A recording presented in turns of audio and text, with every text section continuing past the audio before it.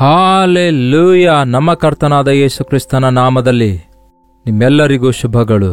Good morning. ಬೆಳಗಾಯ್ತು ಪ್ರಿಯರೇ, 7 ಗಂಟೆ ಆಯಿತು. ನೀವು ಇಲ್ಲಿಯವರೆಗೂ ಇನ್ನೂ ಎಚ್ಚರಗೊಳ್ಳಲಿಲ್ಲವೋ ಇಲ್ಲವೇ? ಈಗಾಗಲೇ ನಿಮ್ಮ ಕಾಲಕೃತ್ಯಗಳೆಲ್ಲ ತೀರಿಸಿಕೊಂಡು ಪ್ರಾರ್ಥನೆಯೊಂದಿಗೆ ಸಿದ್ಧವಾಗಿದ್ದೀರಾ? ಬನ್ನಿ ಹಾಗಾದರೆ ದೇವರ ವಾಕ್ಯ ಧ್ಯಾನಿಸೋಣ. ಅದು ನಮಗೆ ಎಷ್ಟೋ ಆಶೀರ್ವಾದವಾಗಿರುತ್ತೆ. ಪ್ರಾರ್ಥನೆ. ಪರಿಶುದ್ಧ ದೇವರೇ, ನಿಮಗೆ ವಂದನೆಗಳು. ಯಾರ್ಯಾರು ಯಾವ್ಯಾವ ಸ್ಥಳದಿಂದ ನಿಮ್ಮ ವಾಕ್ಯ ಕೇಳುವುದಕ್ಕಾಗಿ ಆಸಕ್ತಿಯಿಂದ ಕಾದುಕೊಂಡಿದ್ದಾರೋ ಆಸೆಯುಳ್ಳ ಪ್ರತಿಯೊಬ್ಬರನ್ನು ತೃಪ್ತಿಗೊಳಿಸಿರೆಂದು ಕ್ರಿಸ್ತನ ನಾಮದಲ್ಲಿ ಬೇಡುತ್ತೇನೆ ತಂದೆಯೇ. ಆಮೇನ್. ಆಮೇನ್ ಎಂದು ಹೇಳಿದೀರಾ? ಆಮೇನ್ ಅಂದರೆ ಹಾಗೆಯೇ ಆಗಲಿ ಎಂದರ್ಥ. ಮತ್ತೆ ನೀವು ಯೇಸುವನ್ನು ನಂಬಿದೀರಾ? ಯೇಸು ಕ್ರಿಸ್ತನನ್ನು ನಿಮ್ಮ ಸ್ವಂತ ರಕ್ಷಕನನ್ನಾಗಿ ಅಂಗೀಕರಿಸಿದೀರಾ? ನಿಮಗೆ ರಕ್ಷಣೆಯ ಸಾಕ್ಷಿ ಇದೆಯಾ? ದಿನಾಲೂ ಪ್ರಾರ್ಥನೆ ಮಾಡ್ತಿದ್ದೇವೆ, ವಾಕ್ಯ ಓದುತ್ತಿದ್ದೇವೆ, ಚರ್ಚಸ್ಗೆ ಹೋಗ್ತಿದ್ದೇವೆ ಎಂದು ಕೆಲವೊಂದು ಪದ್ಧತಿಗಳ ಪ್ರಕಾರವೇ ಯೇಸುವನ್ನು ಹಿಂಬಾಲಿಸುತ್ತಿದ್ದೀರೋ, ಇಲ್ಲವೇ ಆತ್ಮದಿಂದಲೂ ಸತ್ಯದಿಂದಲೂ ಯೇಸುವನ್ನು ಆರಾಧಿಸುತ್ತಿದ್ದೀರೋ? ಹೇಳಬೇಕಾದ್ರೆ ನೀವು ನಂಬಿರುವಂತಹ ಕರ್ತನಾದ ಯೇಸು ಎಷ್ಟು ಶ್ರೇಷ್ಠ ದೇವರಾಗಿದ್ದಾರೆಂದು ನೀವು ಅರಿತುಕೊಂಡಿದ್ದೀರಾ? ಯೇಸುವಿನಲ್ಲಿನ ಶ್ರೇಷ್ಠತೆಯನ್ನು ನಾವು ಅರಿತುಕೊಳ್ಳಬೇಕಾದರೆ, 1, ಆತನ ಪರಿಶುದ್ಧ ಸತ್ಯವೇದವನ್ನು ಪಠಿಸಬೇಕು. 2ನೇದು, ಆತನ ಸನ್ನಿಧಿಯಲ್ಲಿ ಪ್ರಾರ್ಥಿಸಬೇಕು. 3ನೇದು, ಆತನ ಮಕ್ಕಳ ಸಮೂಹದಲ್ಲಿ ನಾವು ಕೂಡಿ ಬಂದಾಗ ದೇವರು ಮಾಡಿರುವಂತಹ ಅದ್ಭುತ ಆಶ್ಚರ್ಯ ಕಾರ್ಯಗಳ ಕುರಿತಾಗಿ ನಾವು ಕೇಳುತ್ತಾ ಇರುವಾಗ ನಮ್ಮ ನಂಬಿಕೆ ಅಭಿವೃದ್ಧಿಗೊಳ್ಳುತ್ತದೆ. ದಿನಾಲೂ ನಮ್ಮ ಶರೀರಕ್ಕೆ ಆಹಾರ ಎಷ್ಟು ಅವಶ್ಯಕವಾಗಿದೆಯೋ, ಪ್ರತಿದಿನ ನಮ್ಮ ಆಧ್ಯಾತ್ಮಿಕ ಜೀವಿತಕ್ಕೆ ನಂಬಿಕೆಯ ವ್ಯಾಯಾಮಗಳು, ವಾಕ್ಯದ ವಿಷಯವಾದ ಧ್ಯಾನಗಳು ಅಷ್ಟೇ ಅವಶ್ಯಕವಾಗಿವೆ. ಯೇಸುಕ್ರಿಸ್ತನ ಕುರಿತಾಗಿ ಅಷ್ಟಕ್ಕೂ ಮೊದಲಿನಿಂದ ಕೇವಲ ಸ್ವಲ್ಪ ಆತನ ಸಂಗತಿಯಲ್ಲ, ಆತನು ಶರೀರಧಾರಿಯಾಗಿ ಲೋಕಕ್ಕೆ ಬಂದಾಗ ಆತನು ಏನ್ ಮಾಡಿದಾನೆ, ಆತನು ಯಾವ ರೀತಿಯಾಗಿ ಲೋಕದಲ್ಲಿ ಜೀವಿಸಿದಾನೆ ಎಂಬುದನ್ನು ನೀವು ತಿಳಿದುಕೊಳ್ಳಬೇಕಾದರೆ ಮತ್ತಾಯ, ಮಾರ್ಕ, ಲೂಕ, ಯೋಹಾನ ಸುವಾರ್ತೆಗಳನ್ನು ನೀವು ಬಹಳ ಚೆನ್ನಾಗಿ ಓದಬೇಕು. ಆತನ ಜನನದ ಸಮಯದಿಂದ ಆತನ ಶಿಲುಬೆಯ ಮರಣ ಪುನರುತ್ಥಾನದವರೆಗೂ ಆತನ ಸೇವೆಯ ವಿಷಯಗಳ ಕುರಿತು ಅನೇಕ ಸಂಗತಿಗಳು ಈ ಸುವಾರ್ತೆಗಳಲ್ಲಿ ಬರೆಯಲ್ಪಟ್ಟಿವೆ.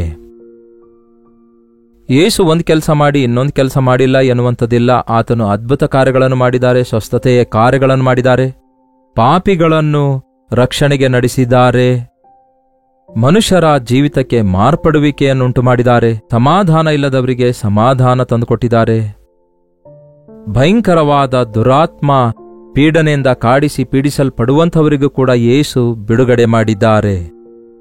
ಈ ದಿನವೂ ಕೂಡ ಮನುಷ್ಯರು ಒಂದಲ್ಲ ಒಂದು ಸಮಸ್ಯೆಯಲ್ಲಿ ಒಳಗಾಗ್ತಲೇ ಇದ್ದಾರೆ. ಈಗಲೂ ಕೂಡ ನಮಗೆ ಬಹಳಷ್ಟು ರೋಗಗಳು, ಹೋರಾಟಗಳು, ಸಮಸ್ಯೆಗಳು, ಚಿಕ್ಕುಗಳು, ವ್ಯಾಧಿಗಳು, ಕಲಹಗಳು, ಕುಟುಂಬದಲ್ಲಿ ಸಮಾಧಾನವಿಲ್ಲದ ಪರಿಸ್ಥಿತಿ, ಇಂತಹ ಎಷ್ಟೋ ಹೋರಾಟ ಮನುಷ್ಯ ಈ ದಿನ ಎದುರಿಸುತ್ತಲೇ ಇದ್ದಾನೆ. ಇವೆಲ್ಲವುಗಳಿಗೆ ಕಾರಣ ಪಾಪ ಆಗಿದೆ. ಅದು ಆದಾಮ ಹವ್ವ ಅವರಿಂದ ಪಿತೃಪಾರಂಪರ್ಯವಾಗಿ ನಮ್ಮನ್ನು ಕಾಡುತ್ತಲೇ ಇದೆ. ಪಾಪ ಬೀಜ ನಮ್ಮಲ್ಲಿರುವುದರಿಂದ, ಪಾಪ ಸ್ವಭಾವ ನಮ್ಮಲ್ಲಿರುವುದರಿಂದ ಅದನ್ನು ನಾವು ಜಯಿಸಿ ಸ್ವಂತ ಶಕ್ತಿಯಿಂದ ಹೊರಗೆ ಬರಲಿಕ್ಕಾಗಲ್ಲ. ನಾವು ನಿವಾಸಿಸುವಂತಹ ಲೋಕ ಪಾಪಲೋಕವಾಗಿದೆ. ಸೈತಾನನ ಅಧೀನದಲ್ಲಿ ಪ್ರಸ್ತುತವಾಗಿ ಈ ಪ್ರಪಂಚ ಸಾಗುತ್ತಾ ಇದೆ, ಗೊತ್ತಿದೆಯಲ್ಲವೇ? ಇಹಲೋಕ ಅಧಿಕಾರಿ ಸೈತಾನನಾಗಿದ್ದಾನೆ. ಅವನಿಗೆ ಯಾರು ಕೊಟ್ಟಿದ್ದಾರೆ, ಯಾಕೆ ಕೊಟ್ಟಿದ್ದಾರೆ ಎನ್ನುವುದಾದರೆ ನಾವೇ ಕೊಟ್ಟಿದ್ದೇವೆ. ಮನುಷ್ಯ ತನ್ನ ಅಧಿಕಾರ ಸೈತಾನನಿಗೆ ಕೊಟ್ಟ. ನ್ಯಾಯವಾಗಿ ದೇವರು ಸೈತಾನನ ಕೈಯಲ್ಲಿರುವ ಅಧಿಕಾರ ಕಿತ್ತುಕೊಳ್ಳುವುದಕ್ಕಾಗಿಯೇ ಆತನು ಮನುಷ್ಯನಾಗಿ ಬಂದು ಸೈತಾನನಿಗೆ ಮನುಷ್ಯನಾಗಿಯೇ ರಕ್ತ ಮಾಂಸದಲ್ಲಿ ಪಾಲುಗಾರನಾಗಿ ಸೈತಾನನನ್ನು ಜಯಿಸಿ ಮರಣ ಪಾತಾಳವನ್ನು ಜಯಿಸಿದ್ದಾರೆ. ಈ ದಿನ ಯೇಸುವಿನ ನಾಮದಲ್ಲಿ ಪಾಪ ಕ್ಷಮಾಪಣೆ ಇದೆ. ಯೇಸುವಿನ ನಾಮದಲ್ಲಿ ನಮಗೆ ಜಯವಿದೆ. ನಂಬಿದವರಿಗೆ ಆ ಕಾರ್ಯ ಜರುಗುತ್ತೆ. ನಂಬಿ ಯೇಸುವನ್ನು ಹಿಂಬಾಲಿಸುವವರು ನಿತ್ಯ ನರಕದಿಂದ ತಪ್ಪಿಸಲ್ಪಟ್ಟು ನಿತ್ಯ ರಾಜ್ಯಕ್ಕೆ, ಅಂದರೆ ಪರಲೋಕ ರಾಜ್ಯಕ್ಕೆ ಅವರು ವಾರಸುದಾರರಾಗ್ತಾರೆ. ನಂಬಿ ದೀಕ್ಷಾಸ್ನಾನ ಹೊಂದಿ ಹಳೆಯ ಜೀವಿತವನ್ನು ಬಿಟ್ಟು ಕ್ರಿಸ್ತನಿಗೋಸ್ಕರ ನೂತನ ಜೀವಿತ ಜೀವಿಸುವವರು ರಕ್ಷಿಸಲ್ಪಡ್ತಾರೆ. ಇನ್ನು ಸೈತಾನನನ್ನು, ಅವನ ಆಸೆಗಳನ್ನು, ಅವನ ತಾತ್ಕಾಲಿಕವಾದ ಲೋಕ ಸಂಬಂಧವಾದ ಇಚ್ಛೆಗಳಿಗೂ ಅಲ್ಪಕಾಲ ಪಾಪ ಭೋಗಕ್ಕೆ ಗುರಿಯಾಗಿ ಈ ಲೋಕವೇ ಸರ್ವಸ್ವ ಅಂದುಕೊಳ್ಳುವವರು ತಮ್ಮನ್ನು ತಾವು ಮೋಸ ಮಾಡಿಕೊಳ್ತಿದ್ದಾರೆ, ನಷ್ಟಕ್ಕೊಳಗಾಗ್ತಿದ್ದಾರೆ. ಇನ್ನೂ ಹೆಚ್ಚಾಗಿ ಹೇಳಬೇಕಾದ್ರೆ ಅಷ್ಟಕ್ಕೂ ಯೇಸು ಕ್ರಿಸ್ತನು ಇಲ್ಲಿಯವರೆಗೂ ಸೈತಾನನನ್ನು ಜಯಿಸಿದಾಗಿಯೂ ಅಫಿಷಿಯಲ್ ಆಗಿ ಸೈತಾನನನ್ನು ಪೂರ್ತಿಯಾಗಿ ಬಂಧಿಸಲಿಲ್ಲ. ಯಾಕೆಂದರೆ ಅವನಿಗೋಸ್ಕರ ಪಾತಾಳ ಸಿದ್ಧ ಮಾಡಿಡಲಾಗಿದೆ ಪ್ರಿಯರೇ. ನರಕ ನಮಗೋಸ್ಕರವಲ್ಲ, ಸೈತಾನನಿಗೂ ಅವನಿಗೆ ಅನುಸರಿಸಿದ ದೂತರಿಗೂ ಸಿದ್ಧ ಮಾಡಿಡಲಾಗಿದೆ.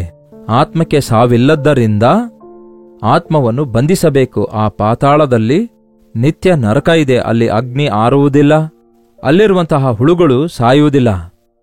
ಅಂತಹ ಭಯಂಕರವಾದ ಪರಿಸ್ಥಿತಿಗಳಿಗೆ, ಅಂತಹ ಭಯಂಕರವಾದ ಸ್ಥಿತಿಗೆ ಸೈತಾನನನ್ನು ಬಂಧಿಸಲು ದೇವರು ಸಿದ್ಧವಾಗಿದ್ದಾರೆ. ಆದರೆ ಇನ್ನು ಎಷ್ಟೋ ಜನರು ಯೇಸು ತೋರಿಸಿದ ಪ್ರೀತಿಯನ್ನು ಗುರುತಿಸಲಾರದೆ, ಆತನು ಮಾಡಿದ ಶಿಲುಬೆಯ ಯಜ್ಞದ ಮೇಲೆ ನಂಬಿಕೆ ಇಡದೆ, ಆತನ ನಾಮದಲ್ಲಿ ಪಾಪ ಕ್ಷಮಾಪಣೆ ಇದೆ, ನಿತ್ಯ ಜೀವ ಇದೆ ಎಂಬ ನಂಬಿಕೆ ಇಡದಂತೆ ಇನ್ನೂ ಸೈತಾನನ ಮತ್ತಿನಲ್ಲಿಯೇ ಸೈತಾನನನ್ನು ಹಿಂಬಾಲಿಸುವುದರಿಂದ ಅವರಿಗೂ ಕೂಡ ಸುವಾರ್ತೆಯ ಬೆಳಕು ಪ್ರಕಾಶಿಸಬೇಕೆಂದು, ಅವರಿಗೂ ಯೇಸುವಿನ ನಾಮ ಪ್ರಕಟಗೊಳ್ಳಬೇಕೆಂದು, ಆ ನಾಮದಲ್ಲಿರುವ ಶಕ್ತಿ ಪ್ರಕಟಿಸಲ್ಪಡಬೇಕೆಂದು ಅವರು ಕೇಳಬೇಕೆಂದು ದೇವರು ತಡ ಮಾಡ್ತಿದ್ದಾರೆಂದು ಬೈಬಲ್ ಹೇಳ್ತಾ ಇದೆ. ಅನೇಕರು ಕೇಳ್ತಿದ್ದಾರೆ, ಆದರೆ ಕೇಳಿರುವುದನ್ನು ನಂಬಿ ಅಂಗೀಕಾರ ಮಾಡದೇ ಇರುವುದರಿಂದ ನಾವು ಇನ್ನೂ ಪರಿಪೂರ್ಣ ರಕ್ಷಣೆ ಕಾಣುತ್ತಾ ಇಲ್ಲ. ಯೇಸು ಕ್ರಿಸ್ತನು ಇವತ್ತಿಗೂ ಕೂಡ ನಿನ್ನೆ ಇದ್ದ ಹಾಗೆ ಈ ಹೊತ್ತು ನಿತ್ಯ ನಿರಂತರಕ್ಕೂ ಒಂದೇ ರೀತಿಯಾಗಿರುವ ಆತನಾಗಿದ್ದಾರೆ. ಆ ದಿನ ಆತನು ಏನ್ ಮಾಡಿದಾನೋ ಈ ದಿನವೂ ಕೂಡ ಆತನು ಅದನ್ನೇ ಮಾಡಲಿಕ್ಕಿದ್ದಾರೆ. ಆ ಕಾಲದಲ್ಲಿ ಶರೀರಧಾರಿಯಾಗಿ ಕೆಲವೊಂದು ಸ್ಥಳಗಳಲ್ಲಿ, ಕೆಲವು ಪ್ರಾಂತ್ಯಗಳಲ್ಲಿ ಇರಲು ಸಾಧ್ಯವಾಯಿತು. ಆದರೆ ಈ ದಿನ ಆತ್ಮಸ್ವರೂಪಿಯಾಗಿ ಪ್ರಪಂಚದಾದ್ಯಂತ ಎಲ್ಲಿ ಬೇಕಾದರೂ ಅಲ್ಲಿ, ಅಂದರೆ 2-3 ಯೇಸುವಿನ ನಾಮದಲ್ಲಿ ಎಲ್ಲಿ ಕೂಡಿ ಬರ್ತಾರೋ, ಎಲ್ಲಿ ಆತನ ನಾಮ ಹೇಳಿಕೊಂಡು ಪ್ರಾರ್ಥಿಸ್ತಾರೋ ಅವರ ಪ್ರಾರ್ಥನೆ ಕೇಳುವಾತನಾಗಿದ್ದಾರೆ, ಅವರಿಗೆ ಸ್ವಸ್ಥತೆಯನ್ನು ಉಂಟು ಮಾಡುವಾತನಾಗಿದ್ದಾರೆ. ಇದನ್ನು ನಂಬಿರಿ. ಮತ್ತಾಯನ ಸುವಾರ್ತೆ 4ನೇ ಅಧ್ಯಾಯದ 23ನೇ ವಚನ ಹೇಳುತ್ತೆ, ಓದುತ್ತೇನೆ ಕೇಳ್ರಿ. ಯೇಸು ಅವರ ಸಭಾಮಂದಿರಗಳಲ್ಲಿ ಉಪದೇಶ ಮಾಡುತ್ತಾ ದೇವರ ರಾಜ್ಯದ ಕುರಿತಾದ ಸುವಾರ್ತೆಯನ್ನು ಪ್ರಕಟಿಸುತ್ತಾ ಇದ್ದರು. ಈ ದಿನ ನಾವು ಮಾಡೋದು ಅದೇ. ಯೇಸು ಕ್ರಿಸ್ತನು ನಮಗೂ ಒಪ್ಪಿಸಿಕೊಟ್ಟಿದ್ದಾರೆ. ನಾನು ಮಾಡಿರುವ ಉಪದೇಶವನ್ನು ಮತ್ತೆ ನೀವು ಜ್ಞಾಪಕಗೊಳಿಸಿರಿ. ನೀವು ಜನರಿಗೆ ಪರಲೋಕ ರಾಜ್ಯದ ಕುರಿತಾಗಿ ಸಾರಿ ಹೇಳಿರಿ. ನೀವು ಟಿವಿ ಆನ್ ಮಾಡಿ ನ್ಯೂಸ್ ಚಾನಲ್ ನೋಡುವಾಗ ಯಾವ ರಾಜ್ಯದಲ್ಲಿ ಏನಾಗ್ತಾ ಇದೆ, ಯಾವ ದೇಶದಲ್ಲಿ ಏನಾಗ್ತಿದೆ, ಎಲ್ಲಿ ಯಾವುದು ಹೇಗಿದೆ, ಯಾವ ದೇಶದಲ್ಲಿ ಕಷ್ಟ ನಷ್ಟಗಳು ಯಾವ ರೀತಿಯಾಗಿವೆ, ಅನೇಕ ಸ್ಥಳಗಳಲ್ಲಿ ಪ್ರಳಯ ತುಫಾನ ಆಗುವುದನ್ನೇ ನಾವು ಕೇಳ್ತೇವೆ. ಆದರೆ ಪರಲೋಕದ ಸಂಗತಿಗಳನ್ನು ನಾವು ಕೇಳೋದಿಲ್ವಲ್ಲ.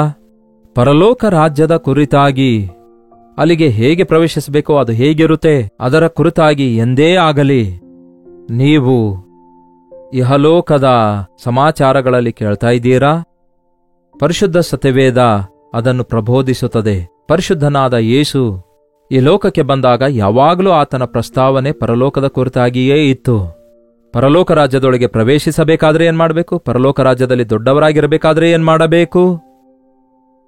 ಆತನು ಪರಲೋಕ ರಾಜ್ಯದ ಕುರಿತಾಗಿ ಉಪದೇಶ ಮಾಡುತ್ತಾ, ದೇವರ ರಾಜ್ಯದ ಕುರಿತಾಗಿ ಬೋಧಿಸುತ್ತಾ ಸುವಾರ್ತೆಯನ್ನು ಪ್ರಕಟಿಸುತ್ತಾ ಇದ್ರು. ಏನ್ ಮಾಡ್ತಾ ಇದ್ರಂತೆ?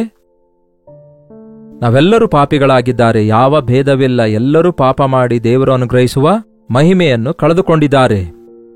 ಮನುಷ್ಯ ಪಾಪಿ, ಪಾಪವು ಕೊಡುವ ಸಂಬಳ ಮರಣವಾಗಿದೆ.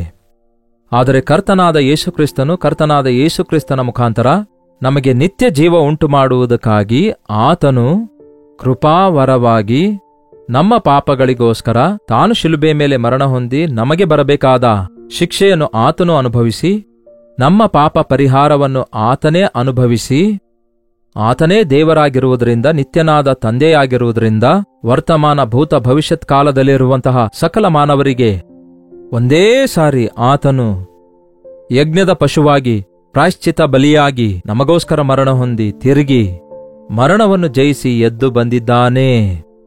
ಆದದ್ದರಿಂದ ಈ ದಿನ ಆತನೇ ನಮಗೆ ಆಧಾರವಾಗಿದ್ದಾನೆ. ನಮ್ಮನ್ನು ಕ್ಷಮಿಸುವಾತನಾಗಿದ್ದಾರೆ, ನಮ್ಮನ್ನು ಬಿಡಿಸಬಲ್ಲಾತನಾಗಿದ್ದಾರೆ, ನಮ್ಮನ್ನು ಸ್ವಸ್ಥಪಡಿಸುವಾತನಾಗಿದ್ದಾರೆ, ನಮ್ಮನ್ನು ತನ್ನ ರಾಜ್ಯ ವಾರಸುದಾರರನ್ನಾಗಿ ಮಾಡಿಕೊಳ್ತಿದ್ದಾರೆ.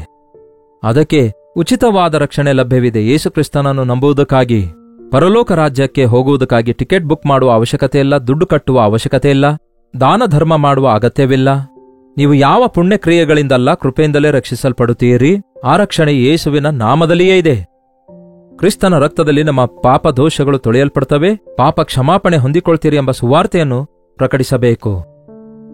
ಏನಿದು? ಯೇಸುಕ್ರಿಸ್ತನು ಸ್ಥಾಪಿಸಿದ್ದು ಮತ ಅಲ್ಲ ಪ್ರಿಯರೇ. ಮತವನ್ನು ಸಾರಿ ಹೇಳ್ತಾ ಇಲ್ಲ. ನಿಮ್ಮನ್ನು ನಿತ್ಯ ಜೀವಕ್ಕೆ ವಾರಸುದಾರರನ್ನಾಗಿ ಮಾಡುವ ದೇವರಿದ್ದಾರೆ. ನಿಮ್ಮ ಪಾಪ ದೋಷಗಳಿಗಾಗಿ ಬರಬೇಕಾದ ಶಿಕ್ಷೆಯಿಂದ ನಿಮ್ಮನ್ನು ತಪ್ಪಿಸುವ ದೇವರಿದ್ದಾರೆ. ನಿಮ್ಮ ರೋಗಗಳಿಂದಲೂ ನಿಮ್ಮ ಸಮಸ್ಯೆಗಳಿಂದಲೂ ನಿಮ್ಮನ್ನು ಬಿಡಿಸಬಲ್ಲಂತಹ ಕ್ರಿಸ್ತನಿದ್ದಾನೆ. ಆತನು ನಿಮಗಾಗಿ ಶ್ರಮೆ ಅನುಭವಿಸಿ ನಿಮಗೆ ಬಿಡುಗಡೆ ಕೊಟ್ಟಿದ್ದಾನೆ. ಪಾಪಗಳನ್ನು ಕ್ಷಮಿಸುವುದಕ್ಕಾಗಿ ಆತನಿಗೆ ಮಾತ್ರ ಅಧಿಕಾರವಿದೆ.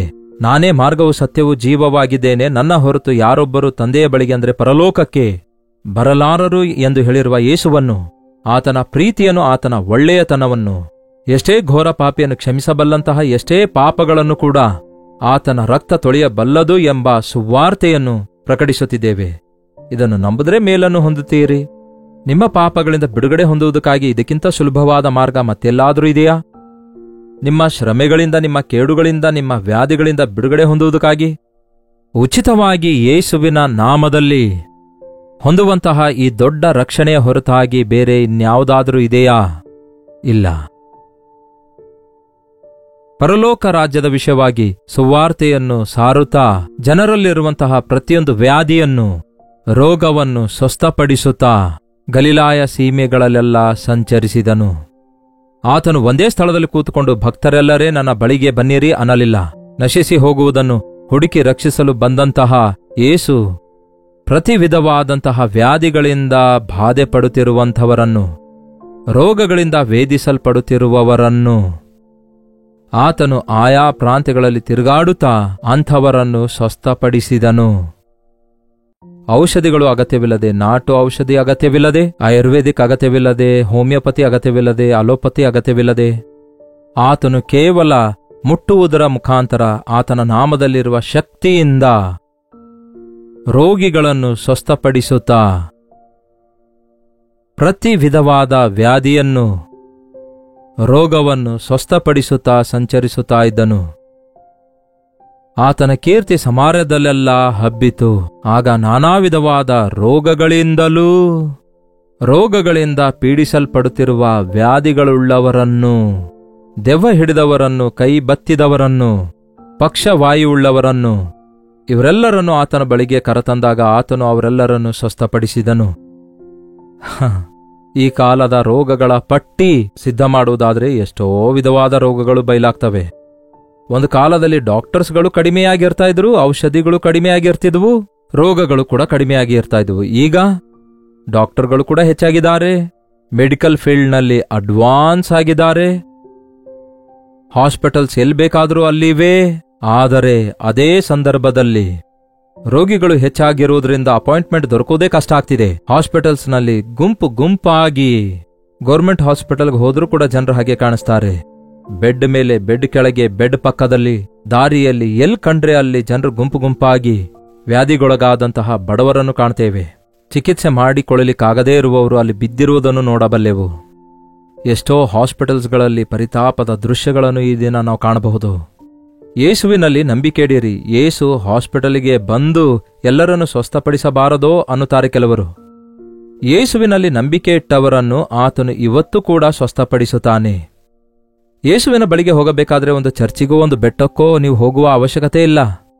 ಆತನಲ್ಲಿ ನಂಬಿಕೆ ಇಟ್ಟು ನೀವು ಎಲ್ಲಿದ್ದೀರೋ ಅಲ್ಲಿ ಮೊಳಕಾಲೂರಿ, ಪ್ರಭುವೇ ಪಾಪಿಯಾದ ನನ್ನನ್ನು ಕರುಣಿಸು ಅನ್ನುವುದಾದರೆ, ನೀವೇ ನನಗೆ ಸ್ವಸ್ಥಪಡಿಸಬಲ್ಲಿರಿ, ನಿಮ್ಮ ಬಾಸುಂಡೆಯಿಂದ ನನಗೆ ಗುಣವಾಯಿತು ಎಂಬ ನಂಬಿಕೆಯಿಂದ ನಾವು ಪ್ರಾರ್ಥಿಸುವುದಾದರೆ ಅದ್ಭುತವಾದ ಸ್ವಸ್ಥತೆ ಕಾರ್ಯ ಈ ದಿನಕ್ಕೂ ನಡೆಯುತ್ತವೆ ಪ್ರಿಯರೇ. ಹಾಸ್ಪಿಟಲ್ನಲ್ಲಿ ಚಿಕಿತ್ಸೆ ಮಾಡಿಸಿಕೊಂಡಂಥವರು ಚಿಕಿತ್ಸೆ ಪಡೆದುಕೊಂಡಿದ್ದಾಗಿಯೂ ಸ್ವಸ್ಥತೆ ಯೇಸು ಕೊಟ್ಟಿದ್ದಾರೆ ಎಂಬುದಾಗಿ ಆ ಸಂಗತಿ ಗುರುತಿಸಿ ಯೇಸುವನ್ನು ಸ್ತುತಿಸಿದ್ದಾರೆ. ನಿಮ್ಮ ನಂಬಿಕೆಯೇ ನಿಮ್ಮನ್ನು ಸ್ವಸ್ಥಪಡಿಸಿದೆ ಎಂದು ಯೇಸು ಹೇಳ್ತಾ ಇದ್ರು. ಅದಕ್ಕೆ ಕಾರಣ, ನಂಬಿಕೆ ಇಟ್ಟವರಿಗೆ ಮಾತ್ರ ಸ್ವಸ್ಥತೆ ಇದೆ. ನಂಬಿಕೆ ಇಲ್ಲದಂಥವರು ದೇವರಿಂದ ಏನೂ ಹೊಂದಲಿಕ್ಕಾಗಲ್ಲ. ಯೇಸುವನ್ನು ನಂಬಿರಿ, ಆತನ ಶಿಲುಬೆಯ ಯಜ್ಞೆಯಲ್ಲಿ ನಂಬಿಕೆ ಇಡಿರಿ, ಆತನ ನಾಮದಲ್ಲಿ ಪ್ರಾರ್ಥಿಸಿರಿ, ಅದ್ಭುತವಾದ ಸ್ವಸ್ಥತೆ ಉಂಟಾಗ್ತದೆ. ಆತನು ನಾನಾ ವಿಧವಾದ ರೋಗಗಳಲ್ಲಿದ್ದಂಥವರನ್ನು ಸ್ವಸ್ಥಪಡಿಸಿದ್ದಾನೆ, ದೆವ್ವ ಹಿಡಿದಂಥವರನ್ನು ಕೂಡ ಬಿಡಿಸಿದ್ದಾನೆ. ಈ ದಿನ ಅನೇಕರು ದುರಾತ್ಮಗಳಿಂದ ಪೀಡಿಸಲ್ಪಡ್ತಿದ್ದಾರೆ. ಒಂದು ವಿಷಯದಲ್ಲಿ ನೀವು ಅದನ್ನು ಬೇಡ ಅಂದುಕೊಂಡು ಅದಕ್ಕೆ ಅಡಿಕ್ಟ್ ಆಗಿದ್ದಿರಬಹುದು. ಅದರ ಅರ್ಥ ನಿಮ್ಮ ಆತ್ಮವನ್ನು ದುರಾತ್ಮ ಸ್ವಾಧೀನ ಮಾಡಿಕೊಂಡಿದೆ ಎಂದರ್ಥ. ನೀವೇನು ಒಳ್ಳೆಯವರಾಗಬೇಕೆಂಬ ಆಸೆ ನಿಮಗಿದೆ, ಆದರೆ ನಿಮ್ಮನ್ನು ಒತ್ತಡಕ್ಕೆ ಗುರಿಪಡಿಸಿ ನಿಮ್ಮ ಕಣ್ಣಿಗೆ ಕಾಣಿಸದ ಒಂದು ದುರಾತ್ಮ, ಒಂದು ದುಷ್ಟಶಕ್ತಿ ನಿಮ್ಮ ಮೇಲೆ ಪ್ರಭಾವ ತೋರಿಸ್ತಿದೆ. ಬಿಡಬೇಕಂದ್ಕೊಳ್ತಾ ಇದ್ದೀನಿ, ಆದರೆ ಬಿಡ್ಲಿಕ್ಕಾಗ್ತಾ ಇಲ್ಲ, ಪರಿಶುದ್ಧನಾಗಿರ್ಲಿಕ್ಕಾಗ್ತಾ ಇಲ್ಲ ಎಂದು ಅನೇಕರು ಆ ರೀತಿ ತವಕ ಪಡುವಂಥವರೆಲ್ಲ ಒಂದು ಸಂಗತಿ ಗ್ರಹಿಸಿಕೊಳ್ಳಿರಿ. ಸೈತಾನನು ನಿಮ್ಮನ್ನು ಅಡಗಿಸಿ ಬಿಡ್ತಿದ್ದಾನೆ, ಕುಗ್ಗಿಸಿ ಬಿಡ್ತಿದ್ದಾನೆ. ಯೇಸುವಿನ ನಾಮದಲ್ಲಿ ನೀವು ಮೊರೆ ಇಡುವುದಾದರೆ ಸೈತಾನನನ್ನು ಜಯಿಸಿರುವಂತಹ ಸೈತಾನನ ತಲೆಯನ್ನು ಜಜ್ಜಿ ಹಾಕಿದ ಯೇಸು, ಆತನು ತನ್ನ ನಾಮದಲ್ಲಿ ನಿಮಗೆ ಬಿಡುಗಡೆ ಕೊಡುತ್ತಾರೆ, ಸ್ವಸ್ಥತೆ ಮಾಡುತ್ತಾರೆ. ಅನೇಕರನ್ನು ಆತನು ಸ್ವಸ್ಥಪಡಿಸಿದ್ದಾನೆ. ಈ ಕಾಲದಲ್ಲಿ ಸ್ವಸ್ಥತೆಗಳಿಲ್ಲ ಅನ್ನುವಂಥವರು ಅಜ್ಞಾನಿಗಳಾಗಿದ್ದಾರೆ. ಆತನೇ ಸ್ವಸ್ಥಪಡಿಸಿದ್ದಾನೆ. ಆತನೇ ಶಿಲುಬೆ ಮರಣ ಪುನರುತ್ಥಾನದ ನಂತರ ಆತನು ತನ್ನ ಶಿಷ್ಯರಿಗೆ ಅಧಿಕಾರ ಕೊಟ್ಟಿದ್ದಾನೆ. ನಾನಾ ವಿಧವಾದ ರೋಗಗಳನ್ನು ಸ್ವಸ್ಥಪಡಿಸಲು, ದೆವ್ವಗಳನ್ನು ಹೊರದೋಡಿಸಲು ಆತನು ಅಧಿಕಾರ ಕೊಟ್ಟಿದ್ದಾನೆ. ಅದಕ್ಕಾಗಿಯೇ ಈ ದಿನ ಪ್ರಾರ್ಥನೆಯ ಮೂಲಕ ಸ್ವಸ್ಥತೆಯ ಕಾರ್ಯಗಳು ಇವಾಗ್ಲೂ ಕೂಡ ಸಾಧ್ಯವಾಗಿವೆ. ನಂಬುವುದು ನಿಮ್ಮಿಂದಾಗುವುದಾದರೆ ನಂಬುವವನಿಂದ ಸಮಸ್ತವೂ ಸಾಧ್ಯ ಎಂದಿರುವ ದೇವರು, ಈ ಉದಯ ಕಾಲದಲ್ಲಿ ನಿಮ್ಮಲ್ಲಿ ಯಾರಾದರೂ ವ್ಯಾಧಿಯುಳ್ಳವರಾಗಿರೋದಾದ್ರೆ, ದುರಾತ್ಮಗಳಿಂದ ಹೋರಾಡ್ತಾ ಇರೋದಾದ್ರೆ, ನಿಮ್ಮಲ್ಲಿ ಯಾರಾದರೂ ಹೋರಾಟಗಳಲ್ಲಿರೋದಾದ್ರೆ, ಯೇಸುವಿನ ಶ್ರೇಷ್ಠತೆಯನ್ನು ಗುರುತಿಸಿರಿ. ಆತನು ಮಾಡಿರುವ ಶಿಲುಬೆಯ ಯಜ್ಞದ ಮೇಲೆ ನಂಬಿಕೆ ಇಡಿಯಿರಿ. ಅದ್ಭುತವಾದ ರೀತಿಯಲ್ಲಿ ಆತನು ಕೊಡುವ ಸ್ವಸ್ಥತೆಯನ್ನು, ಪಾಪ ಕ್ಷಮಾಪಣೆಯನ್ನು, ದಿವ್ಯ ದಾನಗಳನ್ನು ಹೊಂದಿಕೊಳ್ತೀರಿ. ಪ್ರಾರ್ಥನೆ. ಪರಿಶುದ್ಧನಾದ ಪ್ರೀತಿಯುಳ್ಳ ತಂದೆಯೇ, ಈ ಉದಯ ಕಾಲದಲ್ಲಿ ಯಾರ್ಯಾರು ಅನಾರೋಗ್ಯದೊಂದಿಗೆ ಈ ಮಾತುಗಳನ್ನು ಕೇಳ್ತಿದ್ದಾರೋ, ನನ್ನ ವಾಕ್ಯ ಕಳುಹಿಸಿ ಅವರನ್ನು ಸ್ವಸ್ಥಪಡಿಸಿದ್ದೇನೆ ಎಂದಿರುವ ನಿಮ್ಮ ಮಾತಿನ ಪ್ರಕಾರ ಅವರು ನಂಬಿಕೆ ಇಡುತ್ತಿರುವ ಹಾಗೆ ಇವಾಗಲೇ ಎಲ್ಲೆಲ್ಲಿ ಎಂತಹ ಘೋರವಾದ, ಎಂತಹ ಸೀರಿಯಸ್ ಡಿಸೀಸ್ನೊಂದಿಗೆ ಬಾಧೆ ಪಡ್ತಾ ಇದ್ದಾರೋ, ಪಾರ್ಶ್ವಾಯು ರೋಗದಿಂದ ಬಾಧೆ ಪಡ್ತಿದ್ದಾರೋ, ಯಾರ್ಯಾರು ಜ್ವರದಿಂದ ಪೀಡಿಸಲ್ಪಡ್ತಿದ್ದಾರೋ, ಆ ಕಾಲದಲ್ಲಿ ಪೇತ್ರನ ಅತ್ತೆಗೆ ಮುಟ್ಟಿದ ಕೂಡಲೇ ಜ್ವರ ಬಿಟ್ಟು ಹೋದಂತೆ ನಿಮ್ಮ ಸುವಾರ್ತೆಯ ಸತ್ಯತೆ ಈಗೋ ಕೇಳುತ್ತಿರುವವರಿಗೆ ಎಲ್ಲಿದ್ರೂ ಸಹ ನಿಮ್ಮ ಗಾಯವುಳ್ಳ ಹಸ್ತದಿಂದ ಚಾಚಿ ಮುಟ್ಟಿ ನೀವು ಇನ್ನೂ ಸಜೀವವಾಗಿದ್ದೀರೆಂದು, ಸ್ವಸ್ಥಪಡಿಸುವ ಆತನಾಗಿದ್ದೀರೆಂದು, ಅದ್ಭುತ ಮಾಡುವ ಆತನಾಗಿದ್ದೀರೆಂದು ಅವರು ನಿಮ್ಮಲ್ಲಿ ಮತ್ತಷ್ಟು ಹೆಚ್ಚು ನಂಬಿಕೆ ಇಡುವಂತೆ, ನಿಮ್ಮ ಸಾಕ್ಷಿಗಳಾಗಿ ಬದುಕುವಂತೆ ಆ ನಿಮ್ಮ ಕೃಪೆ ಕೊಡಿರಿ. ಅನಾರೋಗ್ಯದಿಂದ, ಬಲಹೀನತೆಗಳಿಂದ, ರೋಗ ಸಮಸ್ಯೆಗಳಿಂದ, ನಾನಾ ವಿಧವಾದ ದುರಾತ್ಮ ಶಕ್ತಿಗಳಿಂದ ಪೀಡಿಸಲ್ಪಡುತ್ತಿರುವ ಪ್ರತಿಯೊಬ್ಬರನ್ನು ನಜರೇತಿನ ಯೇಸು ಕ್ರಿಸ್ತನ ನಾಮದಲ್ಲಿ ಬಿಡುಗಡೆಗೊಳಿಸುತ್ತೇವೆ ದೇವರೇ. ಪರಿಶುದ್ಧಾತ್ಮನ ಕಾರ್ಯಗಳನ್ನು ಮುಂದುವರಿಸಿರಿ ಎಂದು ಯೇಸು ಕ್ರಿಸ್ತನ ನಾಮದಲ್ಲಿ ಬೇಡುತ್ತೇನೆ ತಂದೆಯೇ, ಆಮೆನ್. ನಮ್ಮ ತಂದೆಯಾದ ದೇವರ ಪ್ರೀತಿಯು, ಮಗನಾಗಿರುವ ಕ್ರಿಸ್ತನ ಕೃಪೆಯೂ, ಆದರಣೆಕರ್ತನಾದ ಪವಿತ್ರಾತ್ಮನ ಸಹವಾಸವು ಕೂಡಿ ಬಂದಿರುವ ನಮ್ಮೆಲ್ಲರ ಸಂಗಡ ಇಂದಿಗೂ ಸದಾಕಾಲಕ್ಕೂ ನೆಲೆಯಾಗಿರಲಿ. ಆಮೆನ್. ಹೌದು ಪ್ರಿಯರೇ, ನಿಮಗಾಗಿ ಪ್ರಾರ್ಥಿಸುತ್ತಿದ್ದೇವೆ. ನಿಮ್ಮಲ್ಲಿ ಬಹಳಷ್ಟು ಜನ ನಿಮ್ಮ ವ್ಯಾಧಿ ಬಾಧೆಗಳ ಕುರಿತು ತಿಳಿಸುತ್ತಿದ್ದೀರಿ. ಅವೆಲ್ಲ ಕರ್ತನ ಮುಂದಿಟ್ಟು ನಾವು ಉಪವಾಸ ಪ್ರಾರ್ಥನೆಯಲ್ಲಿ ಪ್ರಾರ್ಥಿಸುತ್ತಿದ್ದೇವೆ, ವೈಯಕ್ತಿಕವಾಗಿ ಪ್ರಾರ್ಥಿಸುತ್ತಿದ್ದೇವೆ. ನಿಮ್ಮಲ್ಲಿ ಬಹಳಷ್ಟು ಜನ ಯಾವ ರೀತಿಯಾಗಿ ನೀವು ಸ್ವಸ್ಥತೆ ಹೊಂದುತ್ತಿದ್ದೀರೋ, ಅದ್ಭುತ ನೋಡ್ತಾ ಇದ್ದೀರೋ, ನಿಮ್ಮ ಸಾಕ್ಷಿ ಹಾಗೂ ಪ್ರೈಸ್ ರಿಪೋರ್ಟ್ಸ್ ಕಳಿಸ್ತಿದ್ದೀರಿ. ಖಂಡಿತವಾಗಿಯೂ ಪ್ರಾರ್ಥನೆ ಕೆಲಸ ಮಾಡುತ್ತೆ. ನೀವು ಪ್ರಾರ್ಥನೆ ಮಾಡಿರಿ, ನಾವು ಕೂಡ ಪ್ರಾರ್ಥಿಸ್ತೇವೆ. ಅದ್ಭುತವಾದ ದೇವರ ಸ್ವಸ್ಥತೆಯ ಕಾರ್ಯಗಳನ್ನು, ಸಮಾಧಾನ, ಸಂತೋಷಗಳನ್ನು ನಮ್ಮ ಜೀವಿತದಲ್ಲಿ ಕಾಣಬಹುದು. ನಿಮ್ಮ ಪ್ರಾರ್ಥನಾ ಮನವಿ 8939731313 ನಂಬರ್ಗೆ, ಇತರ ದೇಶದಿಂದ ನೀವು ವೀಕ್ಷಿಸುವುದಾದರೆ ಕೊಡಲ್ಪಟ್ಟ ಇದೇ ನಂಬರ್ಗೆ ಒಂದು ಟೆಕ್ಸ್ಟ್ ಆಗಲಿ, ವಾಯ್ಸ್ ಮೆಸೇಜ್ ಮುಖಾಂತರ ವಾಟ್ಸಪ್ ಕಳಿಸಿಕೊಡಿರಿ. ನಾವು ಪ್ರಾರ್ಥಿಸುತ್ತಿದ್ದೇವೆ, ನೀವು ಪ್ರಾರ್ಥಿಸಿರಿ. ದೇವರು ಅದ್ಭುತವಾದ ತನ್ನ ಕಾರ್ಯಗಳನ್ನು ನಡೆಸುತ್ತಾರೆ. ಡಾಕ್ಟರ್ ಜಯಪಾಲ್ ಕನ್ನಡ ಯೂಟ್ಯೂಬ್ ಚಾನಲ್ಗೆ ಸಬ್ಸ್ಕ್ರೈಬ್ ಮಾಡಿಕೊಳ್ಳದಿದ್ದರೆ ಹಿಂದೆ ಸಬ್ಸ್ಕ್ರೈಬ್ ಮಾಡಿಕೊಳ್ಳಿರಿ. ಲೈಕ್ ಮಾಡಿ, ಶೇರ್ ಮಾಡುವುದನ್ನು ಮರೆಯಬೇಡಿ. ಪ್ರತಿ ಸಾರಿ ನೀವು ದೇವರ ವಾಕ್ಯವನ್ನು ಕೇಳುತ್ತಾ ಇರುವಾಗ ನಿಮ್ಮ ಹೃದಯದಲ್ಲಿ ಭದ್ರಪಡಿಸಿಕೊಂಡು ಧ್ಯಾನಿಸಿರಿ. ದೇವರ ಅದ್ಭುತವಾದ ಆಶೀರ್ವಾದ ಹೊಂದಿಕೊಳ್ಳಿರಿ. ಕರ್ತನ ಚಿತ್ತವಿರುವುದಾದರೆ ಮತ್ತೆ ನಾಳೆ ಇದೇ ಅನುದಿನದ ಧ್ಯಾನ ಎಂಬ ಕಾರ್ಯಕ್ರಮದಲ್ಲಿ ಭೇಟಿಯಾಗೋಣ. ಅಲ್ಲಿವರೆಗೂ ದೇವರ ಮಹಾಕೃಪೆ ಸದಾಕಾಲಕ್ಕೂ ನಿಮ್ಮೆಲ್ಲರ ಸಂಗಡ ನೆಲೆಸಿರಲಿ.